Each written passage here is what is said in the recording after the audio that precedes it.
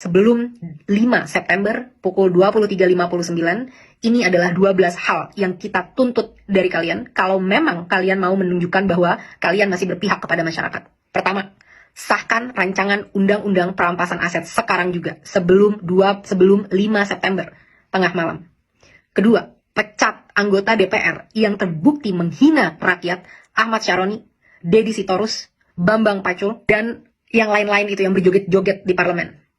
Mereka yang hanya mewakili kepentingan partai politik dan tidak kredibel untuk merepresentasikan kita, apalagi membuat kebijakan-kebijakan. Kita minta KPK, pahlawan kita, untuk segera cek seluruh harta dan aset mereka. Apakah itu didapat dari uang yang benar-benar legal atau ada permainan-permainan dari harta-harta tersebut. Crazy rich itu tidak mungkin bisa sekaya itu tanpa melakukan hal-hal yang tidak dibenarkan secara hukum. 3. Bebaskan pihak-pihak yang kalian tahan karena menyampaikan aspirasinya. Jangan salahkan semua terhadap masyarakat. Kalian juga harus bisa refleksi kenapa masyarakat bisa sampai semarah itu. Karena kalian selama ini sudah benar-benar tuli dan mati empati terhadap aspirasi dari masyarakat. Saat kita mau mendatangi rumah kita sendiri yang kita bayar dan kita bangun dengan hasil keringat sendiri, kita dipertemukan dan dihajar dengan aparat-aparat dan segala peralatan yang dibeli dari hasil pajak rakyat. Bebaskan mereka semua. Mereka hanya mau melakukan aspirasi. 4. Reformasi DPR. Kalau memang kalian tidak mau DPR dibubarkan, maka reformasi habis-habisan bagaimana cara kalian bekerja. 1. Audit secara transparan. Apa isi dari anggaran 9,6 triliun per tahun di tahun ini dan tahun depan? Apa itu? Setiap sennya kita mau tahu dengan jelas. Dan setelahnya, setelah 7 hari, kita mau kalian laporkan penyerapan anggarannya setidaknya setiap bulan kepada rakyat. Kita mau tahu apakah investasi kita itu benar-benar membuktikan dan memberikan kesejahteraan, atau ini semua hanya investasi bodong untuk kepentingan-kepentingan pihak-pihak tertentu. 2. Rampingkan segala anggaran. Tidak ada tunjangan-tunjangan ini, itu, tunjangan beras, dan lain sebagainya. Dan rampingkan jumlah anggota DPR. Bersihkan DPR dari pengkhianat-pengkhianat rakyat. Pengkhianat-pengkhianat bosnya sendiri. Potong semua anggaran yang tidak urgent untuk kesejahteraan masyarakat. Rapat-rapat, kunjungan kerja ke luar negeri, patwal, dan semua itu tidak ada hubungannya dengan kesejahteraan masyarakat. Hentikan budaya gila hormat, karena kalian semua adalah karyawan. Bertingkahlah seperti karyawan. 3. Tolak mantan napi korupsi sebagai anggota DPR ataupun anggota BUMN. Tidak ada lagi penghargaan terhadap pengkhianat bangsa yang merampok kekayaan rakyat. 4. Hapuskan semua perlakuan istimewa yang menciptakan kesenjangan antara rakyat dan parlemen, yang membuat parlemen mati empatinya dan tidak mampu membuat kebijakan yang berpihak kepada rakyat. Contohnya, bayar pajak tidak boleh lagi ditanggung oleh APBN, harus ditanggung oleh individu. Kita tidak mau lagi melihat ada pengawalan khusus terhadap anggota parlemen.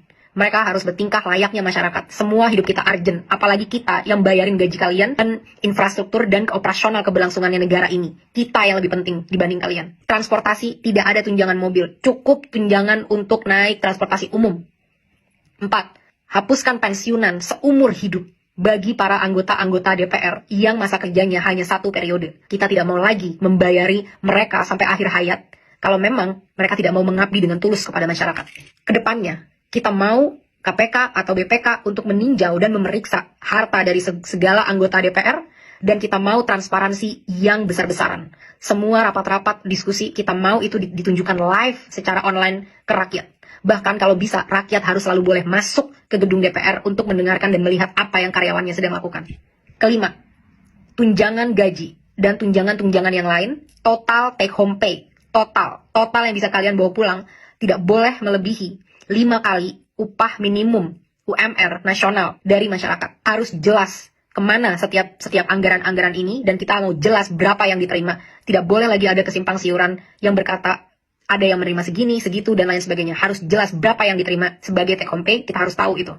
6. Tetapkan KPI, Key Performance Indicator, yang terukur bagi anggota DPR sebagai standar kinerja. Berapa RUU yang harus kalian sahkan, berapa RUU prioritas, dan lain sebagainya, harus dengan aturan yang jelas.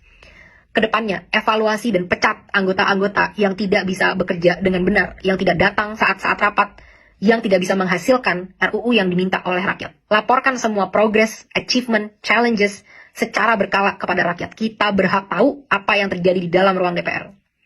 7. Audit secara menyeluruh terhadap BUMN untuk memastikan profitabilitas. Kalian bisa tahu apa yang kira-kira mau diambil untuk ini, tapi BUMN kita rugi puluhan triliun setiap tahun. Satu BUMN. Saat banyak BUMN-nya berapa ratus triliun yang dirugikan oleh BUMN ini. Benar-benar tidak capable dalam memanage usaha badan milik negara. Karena komisarisnya hanyalah untuk tukar-tukaran kursi, negosiasi, kekuasaan dari partai politik, tapi bukan diisi oleh orang-orang yang kredibel di bidangnya. 8. Batalkan rencana kenaikan pajak yang sudah sangat memberatkan masyarakat, termasuk rencana kenaikan BPJS kepada masyarakat. Berhenti mencekik dan memeras kita. Saatnya kalian bekerja. 9. Adili pembunuh pahlawan kita, Afan, seberat-beratnya. Aparat harus tahu konsekuensi apabila mereka menggunakan power di jalan yang salah. Negara harus menanggung dampak dari semua ini, karena semua ini terjadi karena kegagalan kalian menanggung keluarga dari Afan. Lengserkan Kapolri. Kapolri telah gagal memberikan komando untuk melindungi masyarakat. 10. Berikan standar gaji yang layak terhadap pahlawan bangsa kita, guru-guru di Indonesia, termasuk juga nakes-nakes di Indonesia. 11. Reformasi kinerja kepolisian habis-habisan. Mereka harus profesional, berpihak dan berempati kepada rakyat, punya kemampuan emosi yang baik, sehingga tidak menyalahgunakan senjata sebesar itu yang mereka punya.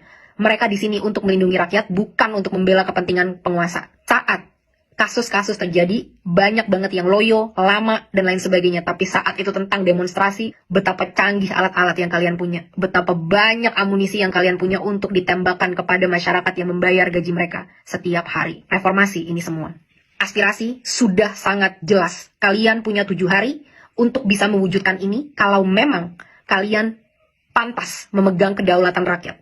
Kita akan buktikan bersama-sama apakah kalian mampu dan benar-benar capable dalam melakukan ini, atau benar apa yang memang kita inginkan untuk membubarkan DPR. DPR tidak harus bubar kalau kalian benar-benar bisa bertanggung jawab dengan kekuasaan kalian dan menampung aspirasi rakyat.